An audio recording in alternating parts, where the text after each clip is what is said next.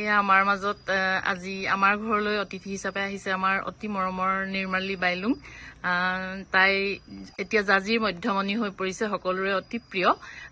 আমাৰ ঘৰলৈ আলহী সূত্ৰে মিতিৰৰ সূত্ৰে তাই আহিছিল। এতিয়া নিৰ্মালীক মই দুটিমান প্ৰশ্ন সুধিব বিচাৰিছো। কোৱাচোন, এতিয়া তুমি যিহেতু গুৱাহাটীৰ বাসিন্দা, তোমাৰ ক'ত বেছি ভাল লাগে, গুৱাহাটীত নে আমাৰ জাজিত?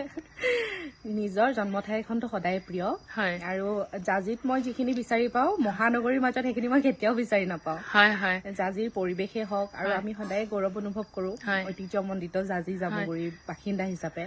আৰু এনেকুৱা এখন ঠাইত জন্ম হৈছো যিখন ঠাইত আচলতে সাংস্কৃতিক ক্ষেত্ৰখনৰ লগতে সামাজিক ক্ষেত্ৰখনত আমাক সদায় আগবঢ়াই নিয়াৰ আঁৰত আপোনালোকো আছিলে। গতিকে সেই পৰিৱেশটো সদায় প্ৰিয় আচলতে। মই কৰ্মসূত্ৰে বা এতিয়া মই মোৰ ঘৰখন হিচাপে মই গুৱাহাটীত থাকো, কিন্তু মই সদায় বিচাৰো যে মই জাজিৰে বাসিন্দা হৈ থাকো।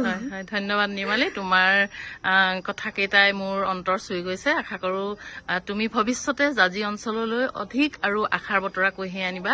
আমি সদায় আশাবাদী। অশেষ ধন্যবাদ, তোমাৰ উত্তৰ উজ্জ্বল ভৱিষ্যত কামনা কৰিলো। ধন্যবাদ খুৰী, বহুত বহুত ধন্যবাদ।